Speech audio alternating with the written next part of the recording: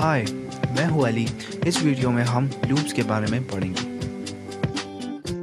Loops, कभी कभार हम एक ही स्टेटमेंट ब्लॉक को कई दफ़ा उसी तरह एग्जीक्यूट करना चाहते हैं। इस तरह एक ही कमांड को कई दफ़ा एग्जीक्यूट करने के लिए हमें लूपिंग स्टेटमेंट इस्तेमाल करने पड़ते हैं। C++ हमें 3 तरह की लूप कंट्रोल स्टेटमेंट्स देती है, जिसकी मदद से हम एक ही सिंगल स्टेटमेंट या स्टेटमेंट ब्लॉक को कई बार दोहराने से बच सकते हैं। वो 3 लूपिंग स्टेटमेंट्स ये हैं: for loop, while loop, do while loop. इस वीडियो में मैं आपको फॉर लूप समझाना चाहता हूँ। फॉर लूप अमूमन हम उस वक्त इस्तेमाल करते हैं जब हमें मालूम होता है कि स्टेटमेंट्स कितनी बार दोहराई जाएगी। फॉर लूप बनाने के लिए हम फॉर कीवर्ड इस्तेमाल करते हैं। इसके बाद ब्रैकेट्स में 3 स्टेटमेंट लिखते हैं जिनके दरमियान सेमीकोलन होता है। चूँकि इन 3 स्टेटमेंट्स का कोई स्टैंडर्ड नाम नहीं है, लिहाजा मैं इन्हें इनिशियलाइजेशन स्टेटमेंट, कंडीशनल स्टेटमेंट और अपडेट स्टेटमेंट कहता हूँ। इसके बाद पैरेंथेसिस में लूप के स्टेटमेंट्स लिखते हैं जो बार बार एग्जीक्यूट होंगे। राइट साइड में फॉर लूप का एक एग्जाम्पल है। इस एग्जाम्पल में सी आउट वाले स्टेटमेंट्स बार बार एग्जीक्यूट होंगे। अब मैं आपको फॉर लूप डिटेल में समझाता हूँ। फॉर लूप के एग्जीक्यूशन में सबसे पहले इनिशियलाइजेशन स्टेटमेंट एग्जीक्यूट होता है और ये पूरे लूप में सिर्फ एक बार एग्जीक्यूट होता है। इस स्टेटमेंट में हम इंटीजर वेरिएबल बनाते हैं और एक डिफ़ॉल्ट वैल्यू असाइन करते हैं जिसे लूप काउंटिंग के लिए इस्तेमाल करता है। जब लूप ख़त्म होता है तो ये इंटीजर वेरिएबल भी ख़त्म हो जाता है। इसका मतलब ये हुआ कि ये इंटीजर सिर्फ लूप इस्तेमाल करता है। इसके बाद कंडीशनल स्टेटमेंट चेक होता है।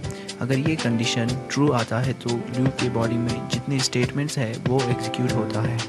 अगर ये कंडीशन फॉल्स आता है तो लूप एग्जीक्यूट नहीं होता। जब लूप के सारे स्टेटमेंट्स एग्जीक्यूट होता है तो अपडेट स्टेटमेंट एग्जीक्यूट होता है, जो कि इंटीजर वेरिएबल में कुछ चेंजेस लाता है। मेरे एग्जांपल में इंटीजर इंक्रीमेंट हो रहा है, मतलब कि इंटीजर में +1 होता है। इसके बाद फिर कंडीशनल स्टेटमेंट चेक होता है।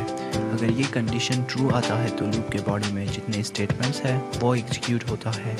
अगर ये कंडीशन फॉल्स आता है तो लूप एग्जीक्यूट नहीं होता।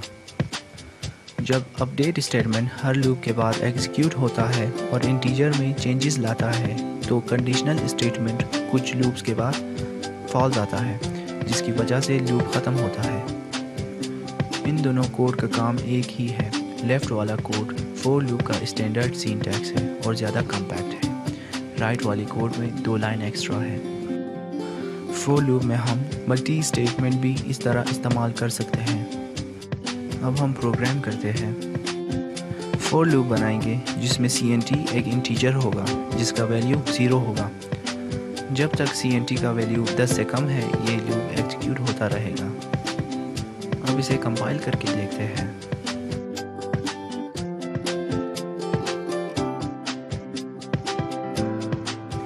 अब एक और प्रोग्राम करते हैं जिसमें हम मल्टी स्टेटमेंट फॉर लूप इस्तेमाल करेंगे।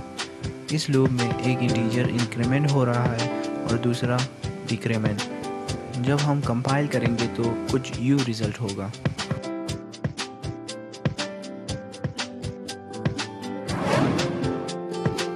तो आज के लेसन में इतना ही था। अगले लेसन में हम व्हाइल लूप और डू व्हाइल लूप के बारे में पढ़ेंगे। अपना बहुत ख्याल रखिए और सब्सक्राइब ज़रूर कीजिएगा। शुक्रिया।